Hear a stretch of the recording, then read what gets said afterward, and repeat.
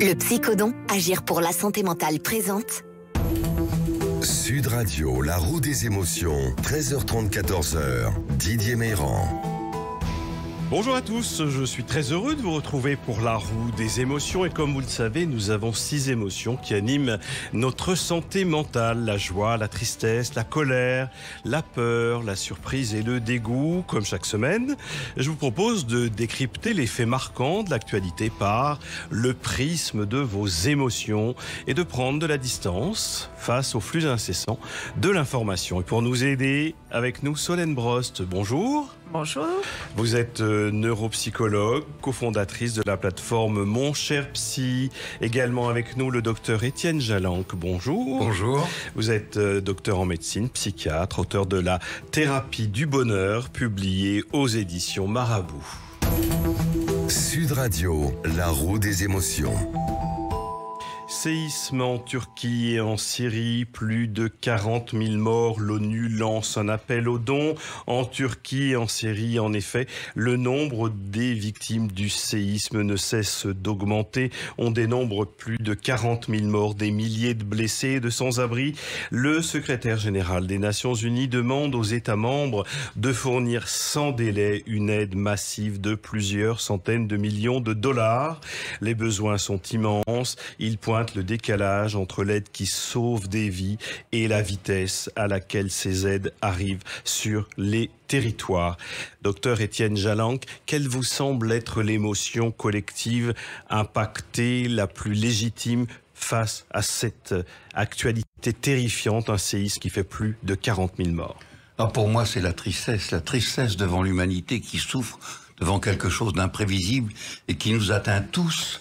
Et donc, on est confronté à une impuissance, à une imprévisibilité. Et les conséquences, c'est tellement catastrophique. Au point de vue humain, c'est horriblement triste. Et c'est une succession de tristesse de toutes les familles. Il y en a un qui meurt et l'autre pas. Elle perd son bébé ou le bébé est vivant, elle est morte. Enfin, c'est d'une tristesse épouvantable.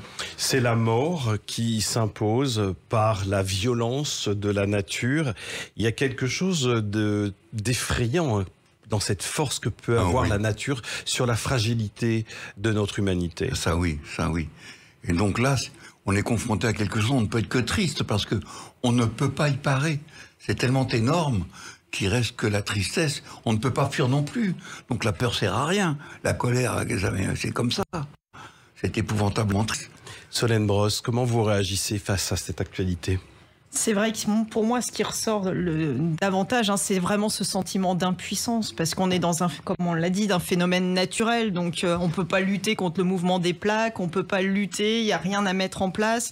On peut aussi être en colère par rapport à la longueur que prend finalement la mise en place des aides, l'arrivée des aides, etc. Mais c'est tellement inattendu, tellement énorme que malheureusement. C'est terrible. C'est l'impuissance. C'est cette impuissance. L'impuissance qui génère de la tristesse, comme à chaque fois lorsque il y a des séismes avec de telles conséquences sur les vies humaines. Nous allons tenter de prendre de la distance sur cette information et de gagner en flexibilité mentale. Je vais vous demander, Solène Brost, de tourner la roue de nos émotions. Et vous êtes sur une émotion différente. Sur la surprise. La surprise. Je suis un peu sur la surprise. Alors la surprise, j'ai envie de dire, quand on est dans un événement naturel comme ça, qui est soudain, inattendu, enfin on est tellement pas préparé, tellement. Donc là, oui, il y a de la surprise au sens négatif du terme. Étienne Jalanque, est-ce qu'on peut trouver une émotion telle la surprise face à cette actualité, à ce séisme en Turquie? Oui, ça c'est imprévisible, ou du moins. Il y a certains savants qui s'occupent du travail sur les failles, etc. Mais peut-être que, à la limite de la surprise, il y a la surprise que les gouvernements n'aient pas prévu des bâtiments antisismiques alors que la faille est connue. Oui, ça voudrait dire surprise que et les la mauvaise pays surprise. Et les moyens de le faire. Et souvent, c'est la double peine. Voilà. Il y a tant de morts, donc le bilan humain est tant désastreux parce que c'est aussi un pays pauvre. Donc là, on va de mauvaise surprise en mauvaise surprises. C'est ça, de mauvaises surprises. Il y a aussi des surprises positives.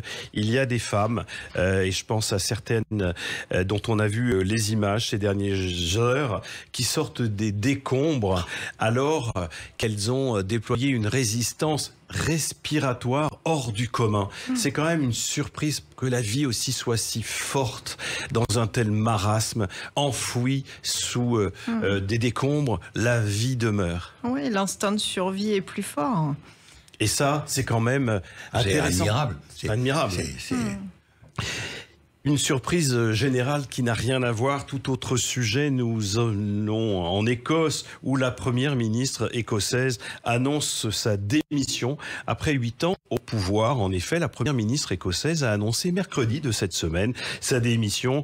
Elle portait le combat pour l'indépendance écossaise et elle a indiqué manquer d'énergie. Dans une déclaration, elle explique: ce travail est un privilège, mais il est aussi très difficile. Je ne suis qu'un être humain. Ce départ qui porte un coup aux velléités d'indépendance dans la nation britannique n'est pas sans rappeler celui de la première ministre néo-zélandaise qui a démissionné fin janvier elle aussi pour préserver sa santé mentale. Avec quelle émotion, Solène Brosse, il vous semble cohérent de réagir face à cette actualité? Dans le titre, on parle de surprise, mais j'ai pas envie de rester sur la surprise parce que c'est peut-être plus une tristesse par rapport au combat engagé, une tristesse par rapport aux personnes qui avaient confiance dans ses actions, dans ses combats.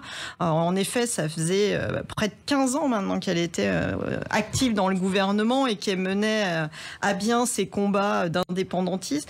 Donc c'est vrai que peut-être à ce niveau-là, une tristesse qu'elle puisse pas aller au bout, mais maintenant on sait que c'est hyper épuisant, qu'il y a vraiment un travail de tous les jours, un fort engagement, etc. Donc l'épuisement professionnel se retrouve dans toutes les fonctions et surtout celles où il y a de la passion. Et donc on peut comprendre malgré tout cette fatigue et c'est au-delà de la surprise et de cette tristesse, c'est une preuve d'humilité et d'intelligence pour elle de reconnaître à un moment donné qu'elle est arrivée à ses limites. Étienne Janin, quand vous réagissez face à cette femme qui quitte le pouvoir en disant finalement il faut aussi que je me protège, que je prenne soin de moi. Moi je réagis avec admiration.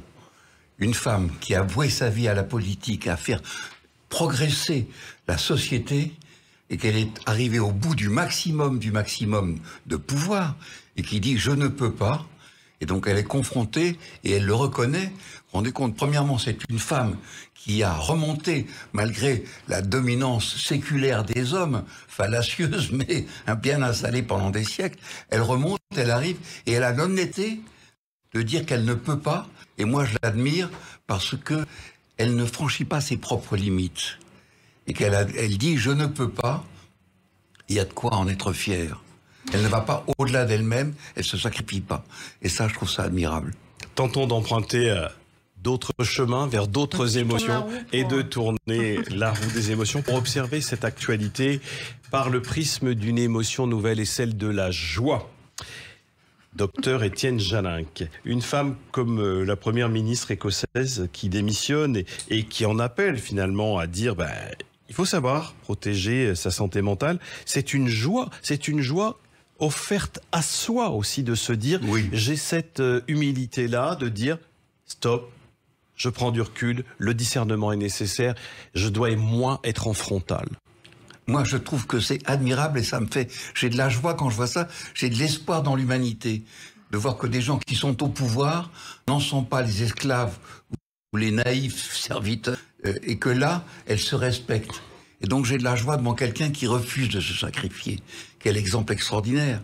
Et en plus, c'est une femme qui a voué sa vie, qui est arrivée et qui montre bien que la société n'est pas au point où elle devrait. Mais elle ne jette pas l'éponge, elle dit, elle se sacrifie pas. Et là, j'ai une admiration pour la personne, la joie. Choisir, c'est renoncer. Et ce n'est pas forcément reculer que de renoncer. C'est de poser des arbitrages, Solène Brosse.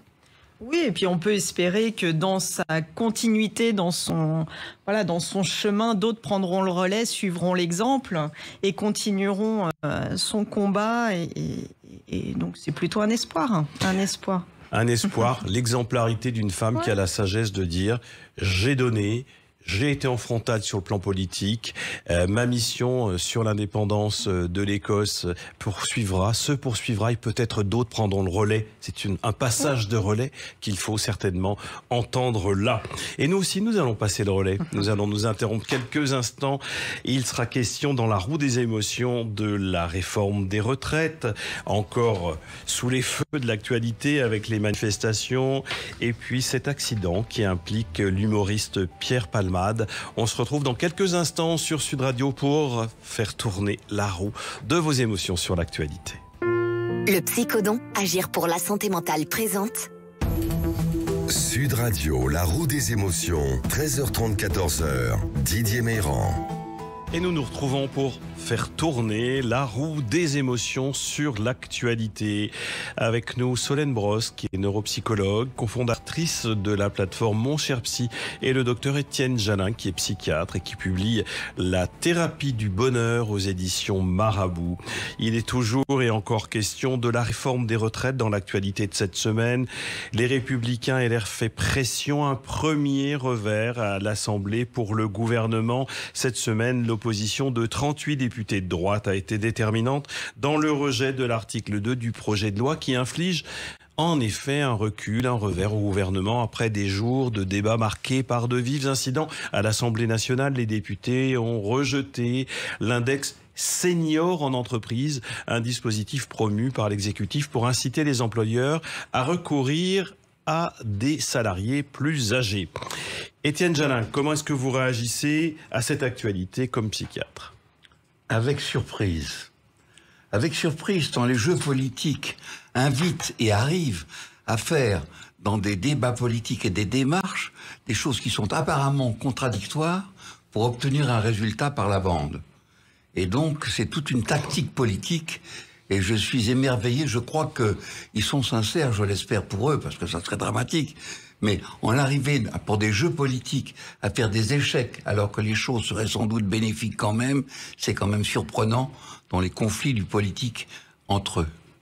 Solène Brosse, qu'est-ce que cela vous inspire sur le plan émotionnel, cette actualité, où finalement on a le sentiment qu'il y aurait aussi du jeu politicien?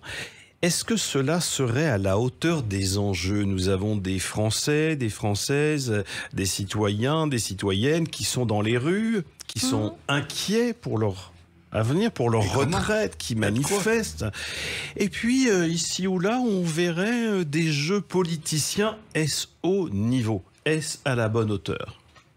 Moi, l'émotion qui me vient par rapport à tout cela, c'est la colère qu'on entend aujourd'hui dans les rues, la colère derrière, voilà, la colère de quelque chose se joue au-delà de nous, sans nous, etc. C'est un petit peu. Et puis cette colère, aujourd'hui, dans les actualités, il nous annonce que le gouvernement souhaite de toute façon mettre en place l'index des seniors pour les entreprises de plus de 1000 salariés dès la fin de l'année. Donc, à quoi bon, un petit peu? Donc, cette colère, un petit peu, du sentiment, voilà, que tout se fait, même s'il y en a qui refusent, qui se bloquent, etc. Et que malgré tout, ça continue de se faire sans nous. Alors, c'est un petit peu ça, pour moi, qui ressort. La limite du jeu démocratique, avec un sentiment de colère. Donc peut-être cette colère un peu partagée. Et peut-être que les parlementaires, les politiciens devraient prendre la mesure de ne pas mettre de l'eau sur le feu, de ne pas ajouter de la colère à la colère, Étienne Jalin. C'est-à-dire que ça peut pratiquer une fracture sociale, on va aboutir à la fracture. Donc s'il n'y a plus de démocratie, c'est la révolution. Mais là, on fait disparaître la démocratie et c'est la prise de pouvoir. Et le pouvoir, c'est la fin de la démocratie. On voit ce que ça nous a coûté. Faisons tourner la roue des émotions sur cette actualité. Difficile, ce débat sur les retraites qui entraîne des mobilisations dans les rues et bien des échanges vifs et parfois stratégiques au sein de l'Assemblée nationale. Et vous tombez sur... La tristesse. La tristesse. La tristesse, alors moi je mélange un petit peu la peur et la tristesse vis-à-vis de cette information, mais finalement un petit peu c'est la tristesse d'avoir l'impression de perdre des acquis, de perdre en droit, le droit à une retraite, le droit quand on est fatigué de pouvoir se reposer, de pouvoir avoir une autre vie après le travail, de pouvoir profiter des siens, etc. Donc la tristesse un petit peu face à ce sentiment de perte, et on a l'impression que ça se joue au-delà de nous et donc on peut pas agir là-dessus, et donc d'être un petit peu dépassé, un petit peu impuissant. Donc c'est un petit peu la tristesse pour moi que ça peut générer. La tristesse d'une désillusion. Ouais. Grave. Peut-être. Et en même temps, il peut y avoir une forme de surprise, un rejet d'une dimension très pragmatique.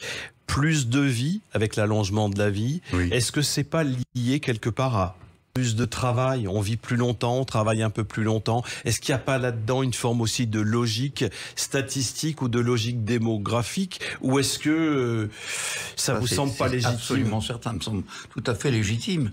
Mais le problème, c'est que il faut que les gens puissent profiter de cet allongement du temps qui est provoqué par le progrès. Et donc là, il y a une question de légitimité et d'égalité des chances. Et aussi d'observation de la pénibilité, c'est tout l'enjeu. On ne peut pas traiter le départ à la retraite et un curseur d'âge vraisemblablement avec quelqu'un qui a passé, je ne sais pas moi, 37 ou 42 ans dans un bureau et une autre personne qui a fait un Bible dans des chantiers par exemple tout au long de son activité professionnelle. Donc le critère pénibilité est un critère vraiment observé précisément. Actualité très différente qui fait beaucoup de buzz sur les réseaux sociaux parce qu'un people est impliqué. Il s'agit de l'accident avec cette implication de Pierre Palmade, les dommages collatéraux de l'addiction à la drogue. La drogue lui a certainement, selon ce que nous pouvons lire, gâché sa vie, mais aussi celle des passagers du véhicule qui l'a percuté en face. L'humoriste Pierre Palmade était positif à la cocaïne lors de son accident de voiture ce 10 février dernier. Il y a des blessés graves, 3 personnes, une femme enceinte a perdu son bébé, un enfant a la mâchoire fracturée, le visage défiguré. Autrement, dire que la cocaïne qui était réservée à une élite, au Star System il y a encore quelques années, s'est multipliée par 4 en 20 ans et c'est aujourd'hui le 2e produit illicite le plus consommé après le cannabis. Solène Brosse, comment vous réagissez, peut-être même en tant que neuropsychiatre, sur ce sujet et avec quelle émotion vous semble-t-il audible ce sujet ? C'est quand même dramatique aussi. Ouais. Alors moi, en tant que neuropsychologue et spécialiste du cerveau, moi, la première chose qui me vient, pour moi, c'est de la colère, en tout cas, parce qu'on connaît l'impact de l'alcool, l'impact drogue, etc. sur le cerveau, l'impact à court terme, bien sûr, pour immédiat, mais aussi les impacts à long terme, etc. Donc d'abord, cette colère. Et puis après, avoir conscience que comme toute drogue, les drogues viennent endormir notre cerveau préfrontal, notre cerveau intelligent, et que du coup, ça laisse plus de place au cerveau archaïque, à ce cerveau des plus désinhibés, plus automatiques, et donc ça peut expliquer ces prises de risque, ces conduites à risque, des choses de façon raisonnée, après coup, bien sûr, quand ils y repensent, bien sûr, ils regrettent, bien sûr, on veut pas, etc. Mais sous l'effet, voilà, de ces substances, il y a une désinhibition qui est insupportable. Voilà, le fait de perdre le contrôle complètement, et donc en plus quand ça engendre les conséquences, déjà quand ça a des conséquences sur notre propre vie, c'est embêtant, mais quand en plus ça a des conséquences sur les autres et sur des personnes complètement, voilà, des pauvres victimes innocentes, c'est terrible. Étienne Jalin, oui. Comment est-ce qu'on peut réagir? Est-ce qu'il faut avoir peur de la cocaïne, cette peur qui protège comme l'enfant devant le serpent? Je crois que oui. Je crois qu'il faut en avoir très peur parce que c'est une tentation de la facilité. Et donc, notre cerveau archaïque, il est dans la toute-puissance. C'est comme les animaux, on réagit. Mais là, il y a une facilité. La drogue donne une illusion de facilité. Et ensuite, on le paye neurologiquement parce qu'en réalité, toutes les structures neurologiques ne sont pas prêtes. Et donc, on a des illusions factices de toute puissance. Et puis, on a des illusions affectives absolument incontrôlées. Est-ce que les addictions, et là nous parlons de la cocaïne, sont des maladies psychiques. Est-ce Pour que moi, oui. vous diriez que c'est une Pour moi, maladie oui. comme psychiatre? Pour moi, oui. Parce que il y a une tolérance dans la société qui fait que tous les stars, le star system, tout ça, c'était un truc, on avait l'impression que c'était peut-être pouvoir s'octroyer quelque chose que les autres n'avaient pas accès. Et que c'était une possibilité d'avoir du bonheur à bon compte. Tourner la roue des émotions. Solène Brost. La tristesse. Oui. Oui, parce que c'est triste, parce que c'est cette triste maman pour a les perdu son victimes, bébé. c'est triste, voilà, Concernant, c'est concernant. C'est pour triste ces- pour Pierre Palmade pour aussi. cet enfant Oui, qui est mais oui, dévisagé. il a dit qu'il pour- avait honte, hein. Oui, c'est une vie Mais c'est gâchée, trop tard. c'est des vies gâchées aussi pour, bien sûr, pour Pierre Palmade et pour ses dans la voiture. Mais donc c'est des vies gâchées, c'est des pertes, c'est des deuils. Donc c'est bien sûr, c'est terrible. C'est terrible et en même temps, c'est une expérience de vie certainement qu'il y a à apprendre dans cette actualité pour mieux comprendre comment parler de la cocaïne, comment faire des actions de prévention, comment ne pas traiter de tabou, mais au contraire l'éclairer. C'est ce que nous tentons de faire ici à notre petit niveau à la radio. Solène Brost, merci. À bientôt. Étienne Jaminck, merci également plaisir. de votre visite. À très bientôt. Et vous n'hésitez pas, les uns et les autres en famille, à aller au cinéma à la rencontre de toutes vos émotions. L'astronaute de Nicolas Giraud est dans les salles, un ingénieur en aéronautique. Alors là, il y a des émotions dans les airs. Jean se consacre depuis des années à un projet secret, construire sa propre fusée, le rêve pour accomplir le premier vol spatial habité en amateur. Et pour réaliser son rêve, eh bien, il va devoir apprendre à partager. Et cela, c'est un bel exercice de flexibilité mentale. Prenez soin de vous, restez flexible avec vos émotions. Attention aux pensées toxiques qui sont autour de vous. Prenez de la distance. Gardez du soin envers vous. Merci à tous les deux. À très vite. On se retrouve la semaine prochaine pour faire tourner la roue des émotions. Au revoir et merci. Sud Radio, la roue des émotions. Avec le Psychodon, agir pour la santé mentale.